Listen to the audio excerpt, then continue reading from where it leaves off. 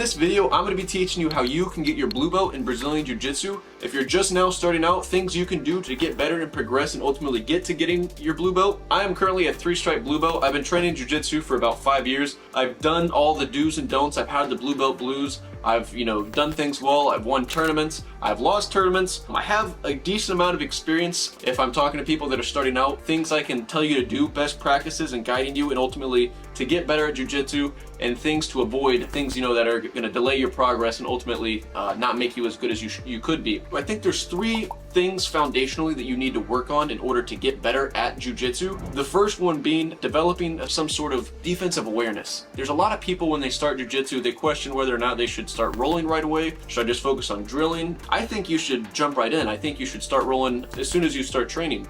I think you definitely need to be drilling no matter what. Going to class, drilling, that is you have to do that. That's a requirement, no questions asked. But on top of that, I think you should be rolling, because that's where you're ultimately going to really develop your game and your style. Getting that defensive awareness when you're rolling, you're going to get submitted by a bunch of people when you start out. Like, that's just how it is. I mean, like, I remember my first day in Jiu-Jitsu, I'm 6'4", and the first guy that I ever rolled with was like 5'3", 5'4", and he absolutely just worked me. Went right through me like a hot knife through butter. That's going to happen to you. It's not going to feel good. But you need to keep rolling. You need to develop basically a sense of defense to know when submissions are coming.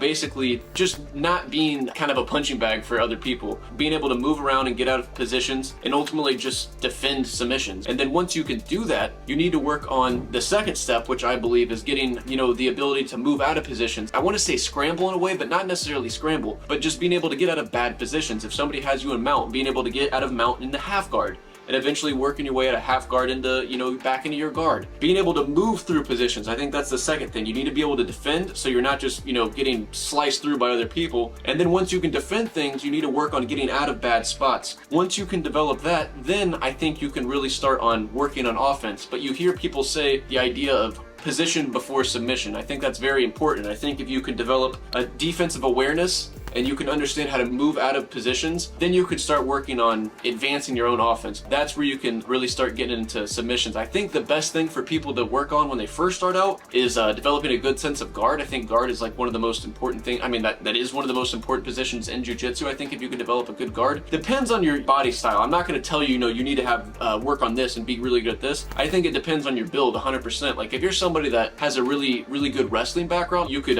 really beat a lot of people with your top pressure, getting people into mount, working, top position submissions, that sort of thing. But ultimately, I do think you need to be getting well-rounded. I think getting your defense, getting into guard, developing a good sense of guard makes you dangerous, and then you can, start implementing sweeps. I think that was one of the best things that I did too, is when I was working on my defense and getting out of positions, I really got good at sweeps. If you guys watched my last competition video, I swept the guy like, I don't even know how many times, like probably 10 plus times. There was a counter actually in that video of how many times I swept him. Unfortunately, I was doing like harpoon sweeps and stuff, which don't really count for points, but that just shows you, because that's what I worked on when I first started Jiu-Jitsu. My whole mindset was, if you can't keep me down and if you can't submit me, it makes me very hard. It makes a very frustrating person to roll against. If you can't submit me and you can't keep me in one position, then you start to get frustrated and then you make mistakes, and then those mistakes are basically what, in my mind, I think I can capitalize off of. But ultimately, I think rolling is going to be the best way to get better, because that's the most practical thing you can do. Jiu-Jitsu is one of the few combat sports that you can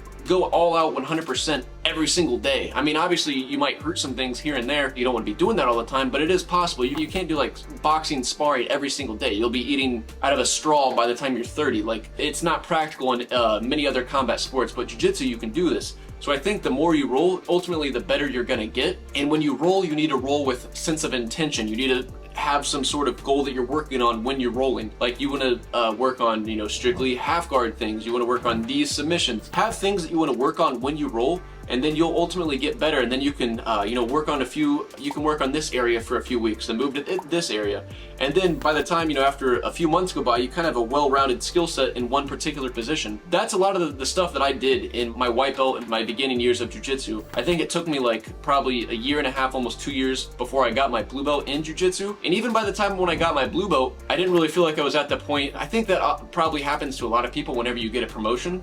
but you don't really feel like you're at that level. Like I didn't really feel like I was at a blue belt level. I've been a blue belt for almost 4 years now because, like I mentioned earlier, I took time off. I've done the do's and don'ts, the blue belt blues. Don't recommend it. You 100% need to keep training. If you get into the habit of training, it's so hard to get out of it. And then once you get out of it, it's so hard to get back into it. Ultimately, the more you roll, the better you're gonna get. You need to develop a good defensive foundation, being able to move through positions, establish good positions, and then once you can basically establish good positions, then you can start working on submissions. And then once you get to that point, start setting intentions for the submissions that you're gonna do in certain positions. If you follow these steps, I genuinely believe you will get better at jiu-jitsu. It's impossible. It just takes time. Literally, the recipe to get better at jiu-jitsu is consistency over time. Some people say the boxing ring is the chamber of truth. I feel that it is the exact same way on the jiu-jitsu mats. You will see who puts in the time and who doesn't when you roll. So I think ultimately, the more time you put in and the time you put in with intention, the better you'll get. I hope this helps you guys. If you guys found any of this useful, let me know in the comment section below. If you guys are not subscribed, please consider subscribing already. I make videos like this all the time. I touch on topics like UFC trending topics, UFC predictions, reactions to martial arts related stuff. I even like to give some insights into my life. I do some day in the life videos, daily diet, that sort of stuff. If there's any video ideas that you want to see, let me know in the comment section below. Like, comment, and subscribe. Until next time, I'll catch you guys later.